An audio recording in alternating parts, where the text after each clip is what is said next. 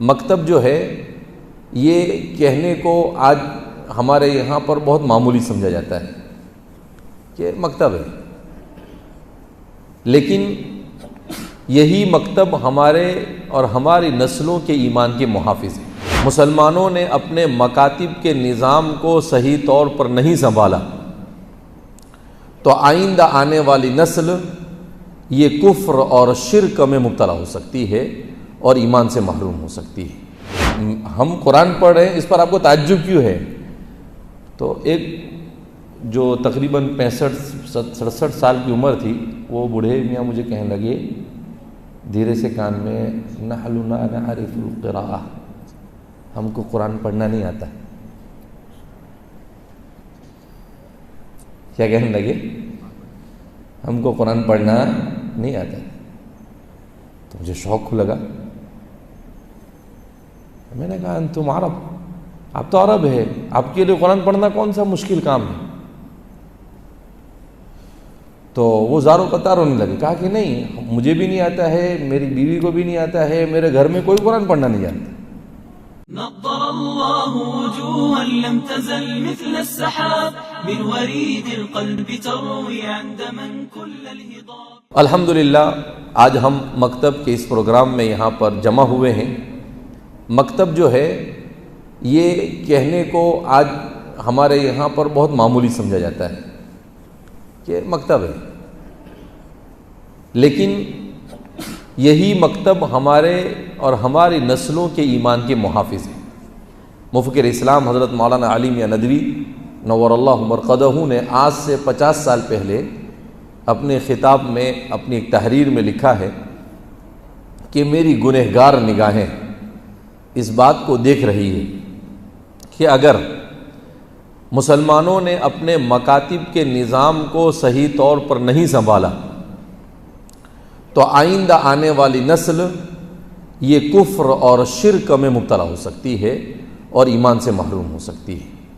لہذا میں مسلمانوں سے مؤدبانہ اور عاجزانہ التجا کرتا ہوں، گزارش کرتا ہوں کہ وہ اپنے مکاتب کو مضبوط بنائیں۔ کیوں کہ مدرسے میں سچر کمیٹی کی رپورٹ کے مطابق 2% بچے جاتے ہیں، اسکول میں مسلمانوں کا 60-70% بچے جا رہے ہیں، اور مکتب کے اندر میں جو اسکول میں جا رہے ہیں اس میں سے ایک بڑا طبقہ وہ ہے جو مکاتب میں جا رہا ہے۔ دنیا کے تقریباً 32 سے 40 ملکوں کا میں نے سفر کیا۔ اس سفر میں ایک بات سامنے آئی کہ جن لوگوں کی زبان میں قرآن نازل ہوا، عربی زبان میں، جب ان لوگوں نے بھی مکاتب اور بچوں کے اوپر محنت نہیں کی تو ان کے یہاں پر بھی گھروں میں قرآن پڑھنے والا ایک آدمی نہیں ہوتا ہے۔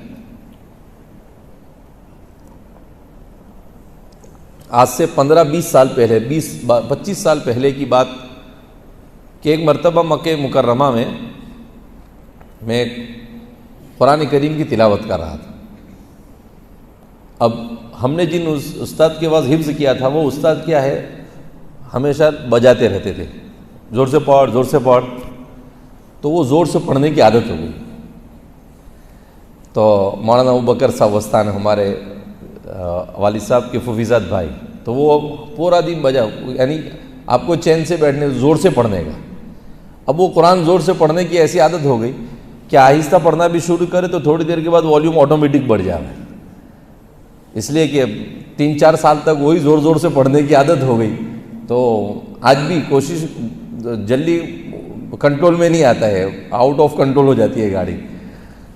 تو اب وہ ایسے ہی میں قرآن پڑھ رہا تھا، قرآن پڑھتے پڑھتے مجھے نہیں معلوم تو میرے بازو میں ایک بوڑھے میاں قرآن سن رہے ہیں۔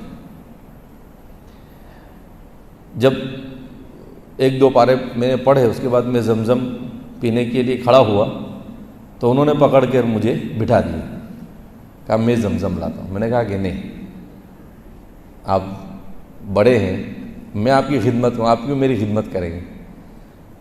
تو دوسرے بوڑھے میاں تھا، اس نے بھی پکڑ لیا میرے کو، اب 2 آدمی نے پکڑ کے بٹھا دیا مجھے، تو میں بیٹھ گیا۔ تو ایک بوڑھے میاں گئے، پانی لے کر آئے، پانی پیا اور اس کے بعد مجھے پوچھا مینا اینا انتا، پہلے نام پوچھا مسمک، آپ کا نام کیا ہے؟ میں نے کہا حذیفہ۔ کہا آپ کہاں سے؟ میں نے کہا ہندوستان سے۔ کہا کہ انت من الہند، آپ ہندوستان سے؟ میں نے کہا جی ہاں۔ کہا کہ قرآن بہت اچھا پڑھتے ہیں۔ میں نے کہا ہمارے تو سبھی ایسا قرآن پڑھتے ہیں۔ تو وہ بوڑھے میاں مجھے تعجب سے دیکھنے لگے، کہا کہ سب ایسا پڑھتے ہیں؟ میں نے کہا ہمارے تو سبھی قرآن پڑھتے ہیں۔ تو وہ تینوں بوڑھے ایک دوسرے کو دیکھ کر تعجب کرنے لگے، تو مجھے اور تعجب ہوا۔ تو پھر میں نے ان سے پوچھا کہ آپ لوگ کہاں سے؟ تو انہوں نے کہا کہ نحن من سوریہ، ہم کہاں سے ہیں؟ سوریہ سے۔ تو پھر میں نے کہا کہ ہم قرآن پڑھ رہے ہیں، اس پر آپ کو تعجب کیوں ہے؟ تو ایک جو تقریباً 65-67 سال کی عمر تھی، وہ بوڑھے میاں مجھے کہنے لگے دھیرے سے کان میں، نحن لا نعرف القراءہ، ہم کو قرآن پڑھنا نہیں آتا۔ کیا کہنے لگے؟ ہم کو قرآن پڑھنا نہیں آتا۔ تو مجھے شوق لگا، میں نے کہا انتم عرب، آپ تو عرب ہے، آپ کے لیے قرآن پڑھنا کون سا مشکل کام ہے؟ تو وہ زار و قطار ہونے لگے، کہا کہ نہیں مجھے بھی نہیں آتا ہے، میری بیوی کو بھی نہیں آتا ہے، میرے گھر میں کوئی قرآن پڑھنا نہیں جانتا۔ میں تو اب اس وقت تو بالکل ابھی فارغ ہوا تھا، تو میں نے کہا کہ آپ کے یہاں پر قرآن پڑھایا نہیں جاتا ہے؟ کہا نہیں ہمارے یہاں تو ایسا پڑھانے کا کوئی نظام نہیں ہے۔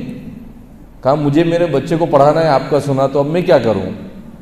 تو میں نے کہا آپ کی مسجد میں مکتب چلتا ہوگا، اب ہم نے وہ کیا معلوم کہ مکتب صرف اپنے ہندوستان میں چلتے ہیں، دوسری کوئی جگہ پر چلتے نہیں ہیں، تو آپ بچے کو وہاں جا کے بٹھاؤ۔ کہا کہ ہمارے یہاں ایسا کچھ ہوتا نہیں ہے۔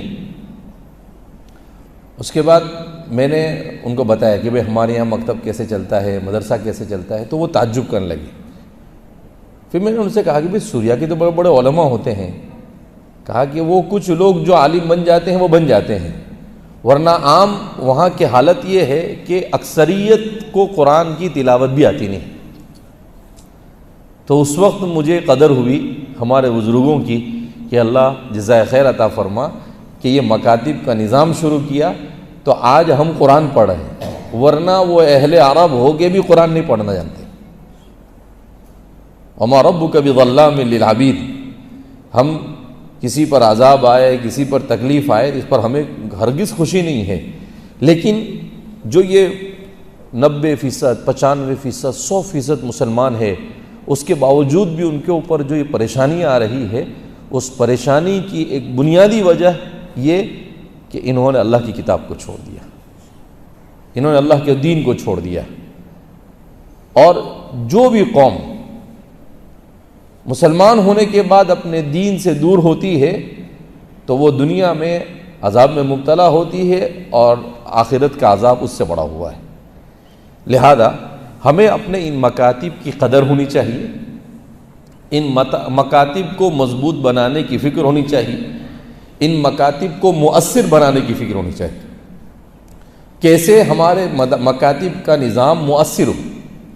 جیسے آج میں مکتب میں گیا تو جہاں پر مکتب کا رزلٹ اچھا لگا مجھے، وہاں پر ایک چیز مجھے نہیں اچھی لگی کہ مکتب میں بچے آئے ہیں، پڑھ رہے ہیں، لیکن 60-70% بچے ایسے ہیں کہ ان کا لباس کوئی ٹی شرٹ پہن کر آیا ہے، کوئی پینٹ پہن کر آیا ہے، سر پر صرف ٹوپی ڈال دیا۔ تو ماں باپ کو کم سے کم اتنی فکر ہونی چاہیے کہ وہ بچہ مکتب جا رہا ہے تو مکتب تو کم سے کم اسلامی لباس میں جائے،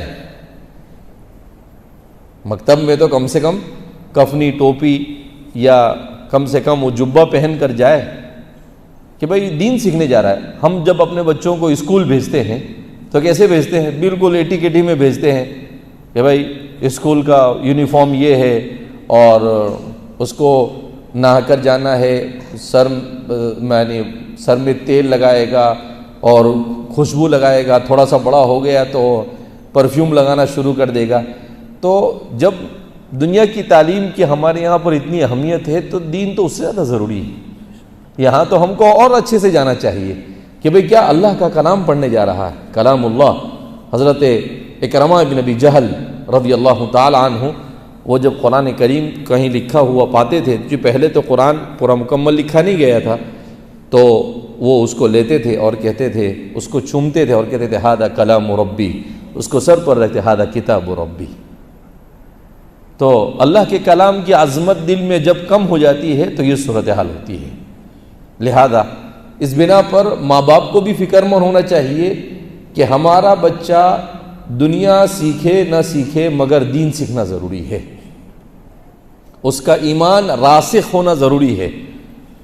ہمارا بچہ موبائل میں کیا دیکھ رہا ہے اس کا بھی والدین کو علم ہونا چاہیے، ورنہ حدیث پاک میں اللہ کے رسول صلی اللہ علیہ وسلم نے ارشاد فرمایا کہ یصبح الرجل مؤمنا ویمسی کافرا، کہ آدمی صبح میں مومن ہوگا شام کو کافر ہو جائے گا، یمسی مؤمنا ویصبح کافرا، شام کو جب چارپائی پر آیا تو مومن ہوگا اور صبح ہونے تک کافر ہو جائے گا۔ تو مجھے بڑا تعجب ہوتا تھا جب بخاری شریف میں یہ روایت پڑھانے کے لیے آئی گزشتہ سال، تو میں سوچنے لگا کہ اللہ، آدمی بستر پر پڑے پڑے کیسے کافر بنے گا؟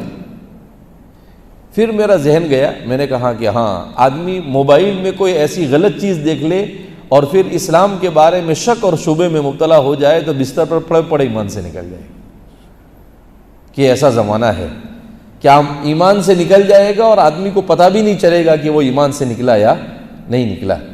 اس لیے میرے بھائیو، دوستو اور بزرگوں، ہمیں اس بات کو سمجھنا ہے کہ سب سے اہم ترین چیز جس کے لیے مال بھی قربان کیا جا سکتا ہے، جان بھی قربان کی جا سکتی ہے، عزت بھی قربان کی جا سکتی ہے، وہ صرف اور صرف ایمان ہے۔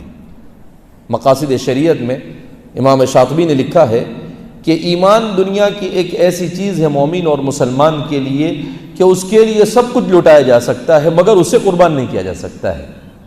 اور آج ہمارا مسلمان مومن ایسا ضمیر فروش ہو گیا ہے کہ تھوڑی تھوڑی چیزوں کے لیے اپنے ایمان کو بیچ دیتے ہیں، لیکن ہم یہ نہیں سوچ رہے ہیں کہ ایمان کو بیچنے کا کتنا بڑا نقصان ہم اپنے سر پر لے رہے ہیں، کیونکہ ایمان ہے تو سب کچھ ہے، ایمان نہیں تو کچھ بھی نہیں۔ لہذا سب سے پہلی چیز ہمیں اپنے ان مکاتب کو مضبوط بنانا ہے، اپنے بچوں کو پابندی سے مکاتب میں بھیجنا ہے، اور جیسے اسکول میں یونیفارم ہوتا ہے، اگر ہمارے گاؤں والے متفق ہو تو ہمیں مدرسے میں بھی یونیفارم رکھنا چاہیے کہ بھئی مدرسے میں جائے تو سفید کپڑا اور سفید کرتا اور سفید پائجامہ یا سفید جبہ اور سفید ٹوپی پہن کر جائے، تاکہ ایسا محسوس ہو باوقار طریقے سے کہ بھئی جیسے دنیا کی تعلیم میں یونیفارم ہے، ہمارے دین کی تعلیم میں بھی ہمارا یونیفارم ہے۔ لہذا ہمیں اپنے مکاتب کے نظام کو مضبوط بنانا ہے۔